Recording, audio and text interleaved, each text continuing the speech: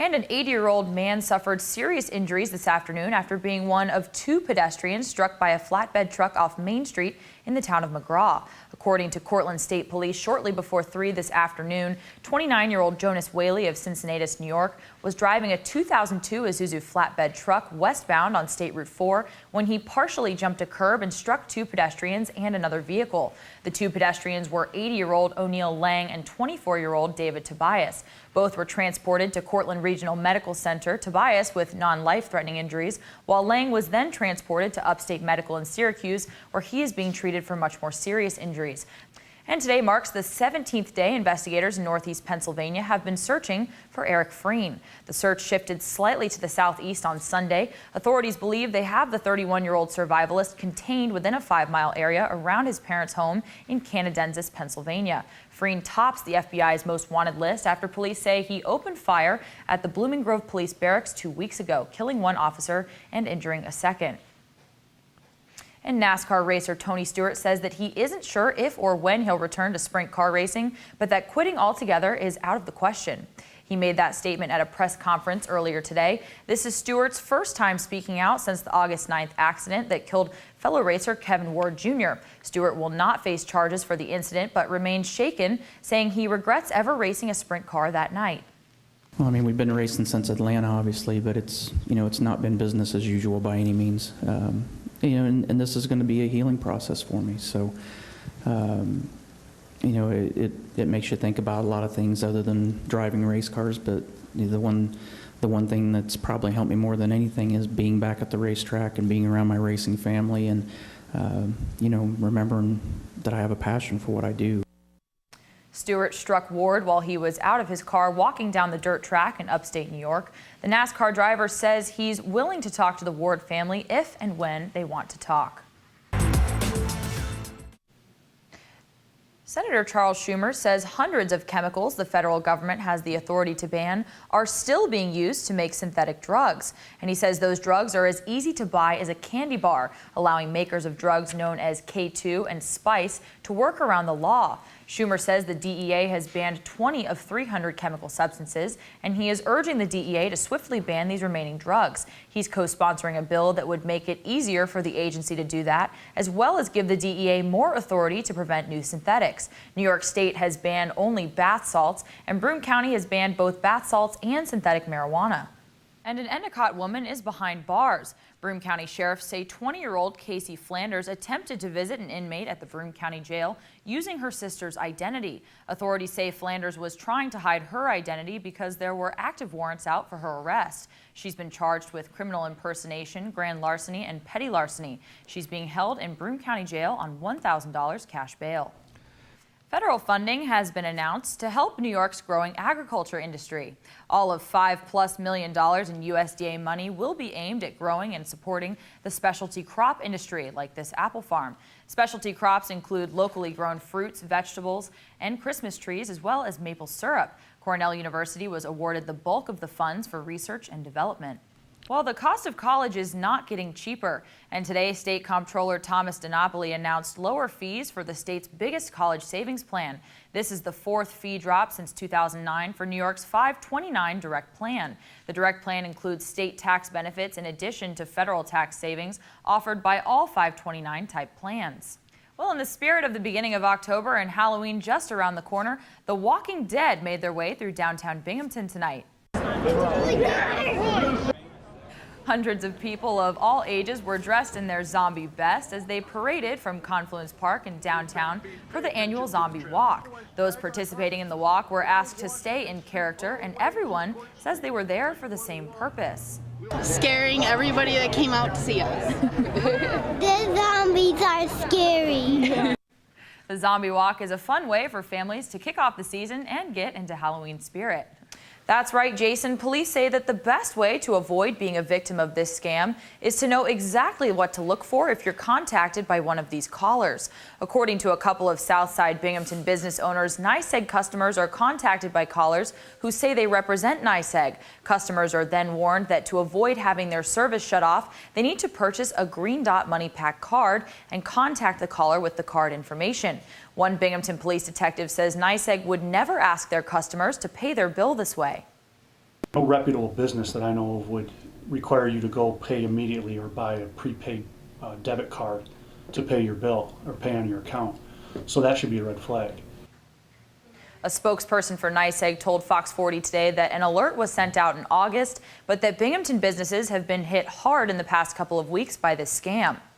And coming up tonight at 10, I'll have more tips from NYSEG on how you can keep your account information secure, as well as one local business owner's experience with the scam. Jason?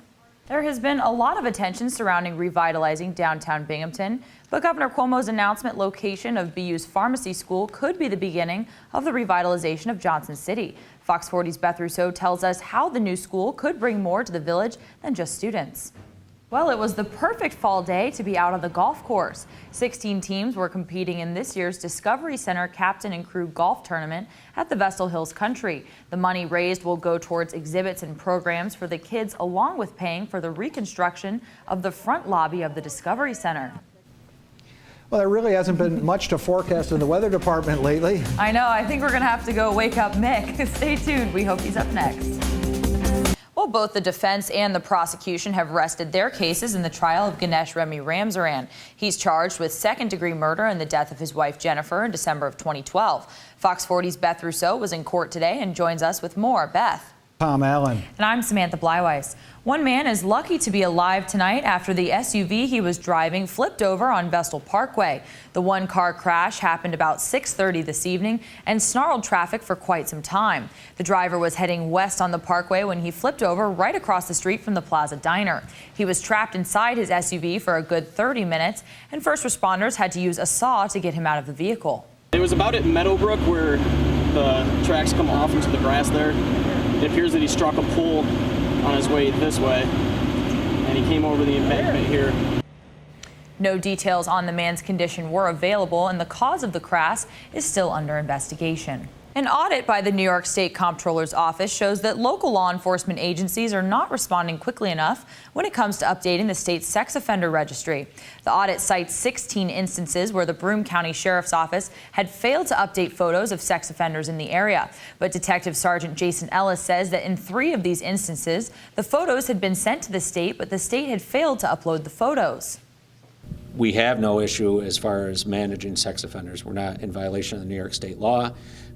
The addresses, we had 0 outstanding address checks when the auditors came through. They did not note that in their report. So I think that there's no need for people to get alarmed. Sheriff Harder is behind protecting children. Sergeant Ellis also says that by the time the Broome County Sheriff's Office learned about the audit, they had already begun updating their policy. As of today, there are only 3 sex offenders who don't have up-to-date photos on file. However, Democrat Chris Bracco, who's running against Sheriff David Harder in the November election, says this failure to comply with the Registry Act is unacceptable. Halloween's around the corner. Kids are going to be everywhere. They rely on these photos, and they rely on the photos to be accurate. Voters will head to the polls on November 4th.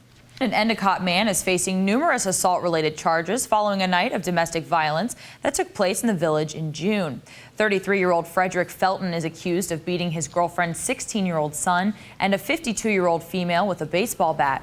Authorities say Felton punched the 16-year-old twice in the face and tried to run over the teen and a 38-year-old male with his vehicle. Police say the teen is the son of Felton's girlfriend, Ebony Saunders. She has also been charged with a count of endangering the welfare of a child. Also arrested was Michael Saunders, 35, of Endicott. Saunders is accused of trying to stab the 38-year-old with a knife. Binghamton police arrested Felton, Michael Saunders, and Ebony Saunders last Friday. Felton was arraigned today in the Village of Endicott court. He remains in Broome County Jail, and the 16-year-old was treated and released for his injuries. 2 Pennsylvania state troopers have been injured while searching for the fugitive Eric Freen, the man wanted in the shooting death of a state police trooper. Authorities say that around 7 last night, the 2 troopers from Troop H in Harrisburg were searching a wooded area when they entered a wooden tree stand to clear the structure and ensure that it wasn't occupied. Election Day is less than 5 weeks away, and in the race for New York State Governor, a new Siena poll shows incumbent Democratic Governor Andrew Cuomo with a 29-point lead over his Republican challenger Rob Astorino. The poll also shows Cuomo leading by 71 points within the Democratic Party, and Cuomo's still popular among Republicans, only trailing Astorino by 10 points within Astorino's own party. The general election will be held on Tuesday, November 4th. Well, winter is just around the corner, and for many, that means hitting the slopes with their skis or snowboards. Tonight, owners of the Greek Peak Mountain Resort met with members of the Triple Cities Ski Club in Endwell to talk about their plans for the upcoming season. The owners, who took over the bankrupt resort over a year and a half ago, say they've spent over $5 million on upgrades and repairs, and they're excited about what's ahead. Medical experts are keeping a close eye on dozens of people he may have had contact with since he arrived in the U.S., including his girlfriend, who has been quarantined. Karen Kafa has the latest. Students at Roosevelt Elementary School in the city had reason to celebrate tonight. They were recognized for their hard work in creating a school garden and growing their own vegetables. It was all part of the Eat Well, Play Hard Binghamton initiative that was implemented to improve the health of children. Tonight, children and their families, along with members of organizations who participated in the project, took part in a fall harvest dinner.